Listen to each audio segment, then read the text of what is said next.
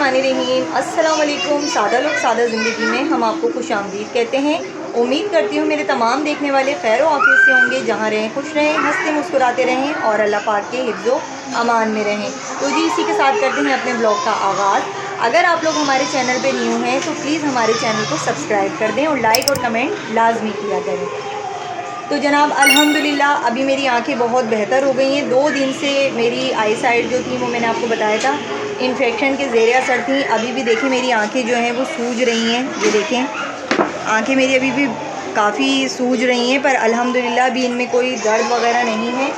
तो कल भी व्लॉग इसीलिए नहीं बनाया था, कल पानी बहुत ज़्यादा आंखों से आ रहा था जिसकी वजह से तकलीफ़ हो रही थी, पेन भी हो रहा था। तो बहरहाल अभी मैं ठीक हूँ जी। करते हैं अपने ब्लॉग का आगाज़। तो आज हमने सोचा है जी ये वाला फ्रिज जो है हम अपना दूसरे वाले कमरे में शिफ्ट करेंगे। और अभी देखें पूरा कमरा फैला हुआ है, अभी कोई काम नहीं हुआ है, सारा काम ऐसे ही पड़ा हुआ है। अभी इस काम को भी करेंगे।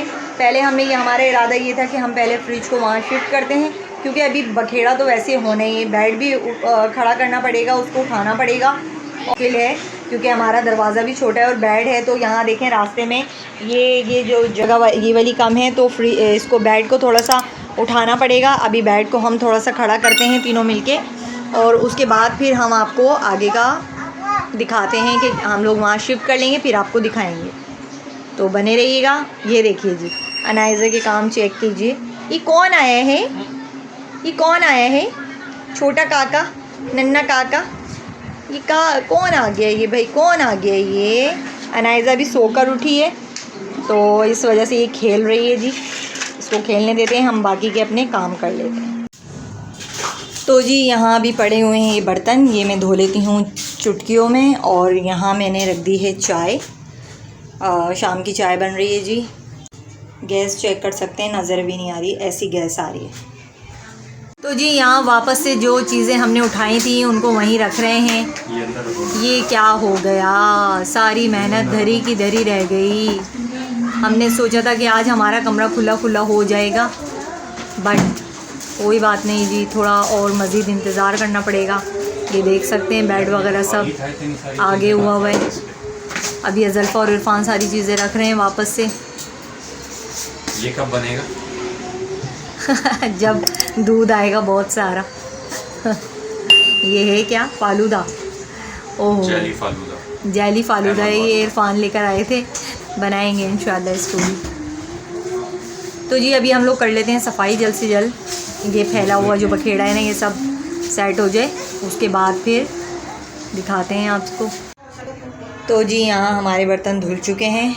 अब मैं इसको लगा देती हूँ स्टैंड में। यहाँ सारे बर्तन लगा दूँगी, धो लिए हैं मैंने। और यहाँ ये कुछ कपड़े हैं अनाइज़ा के, धोए थे मैंने, ये भी सुखाने हैं अभी जी। यहाँ मैंने कपड़े फैला दिए हैं, अनाइज़ा के सारे होते हैं। ये रोज़ की ड्यूटी है मेरी, तकरीबन रोज़ आना की ही ड्यूटी है। ये अनाइज़ा मैडम के कपड़े होते हैं, रोज़ इतने ही कपड़े होते हैं इसके जो कि मुझे धोने होते हैं। और आज देर हो गई है, वरना मैं कब के धो के डाल देती हूँ। तो ये देखें जी आटे का डब्बा बिल्कुल ख़ाली पड़ा है हमारा, आटा बिल्कुल भी नहीं है। अभी इरफान से मैंने कहा है कि आटा लेकर आएँ थोड़ा बहुत जो भी है, ताकि रात का खाना खाया जाए। तो जी जैसा कि आपको मैंने दिखाया, आटा भी ख़त्म हो चुका है और बाकी घर की तमाम ज़रूरियात की जो चीज़ें होती हैं, तेल है, चावल है, ये सब ख़त्म हो चुका है। क्योंकि 1 महीना हो चुका है इरफान को घर बैठे हुए। अभी जॉब लगी हुई है, इंशाल्लाह कल से इरफान की ज्वाइनिंग है। पर मसला सारा ये है कि अब कल से ज्वाइनिंग है तो पूरे 30 दिन जब काम करेंगे तो अगली पहली को ही उनकी सैलरी आएगी। तो मेरा यहाँ ये कहना है उन लोगों से जो जॉब से इंसान किसी भी गरीब इंसान को निकाल देते हैं, वो खुदारा ये सोचा करें कि इसके घर बैठने से इसके पूरे ख़ानदान को कितनी तकलीफ़ का सामना करना पड़ेगा।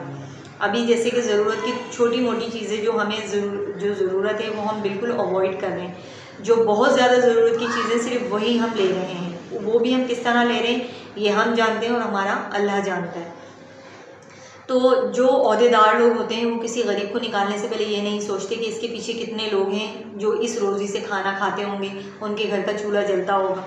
तो अभी जो दिन हम फेस कर रहे हैं, मेरी दुआ है अल्लाह पाक से कि किसी दुश्मन को या किसी अपने पराये को भी ऐसे दिन ना दिखाए, क्योंकि ये ऐसे कड़े कड़े दिन है ना जहाँ आपको कोई एक वक्त की रोटी को भी नहीं पूछता, वो हम फेस कर रहे हैं। ये हम देख रहे हैं, अपने बच्चों के साथ हम देख रहे हैं ये वक्त, और ये बहुत दुख होता है ये सोचकर, ये कहकर, ये बताकर कि इतने सारे लोगों के बीच रहकर भी इंसान के, हमारे बहुत सारे बहन भाई ऐसे होंगे, मेरी बहनें ऐसी होंगी जो ये वक्त देख रही होंगी, जैसा वक्त हम आज गुजार रहे हैं वो ये वक्त गुजार रही होंगी।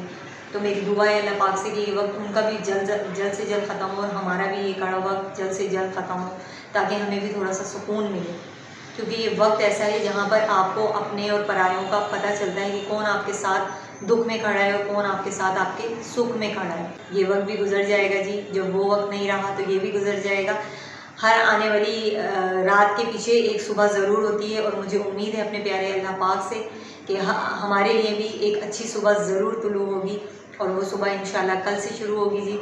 और अपना बहुत सारा ख्याल रखिएगा, दुआओं में मुझे भी याद रखिएगा, मैं भी आपको अपनी दुआओं में याद रखती हूँ। इजाज़त दीजिए, मिलेंगे फिर किसी ब्लॉग में। अल्लाह हाफ़िज़।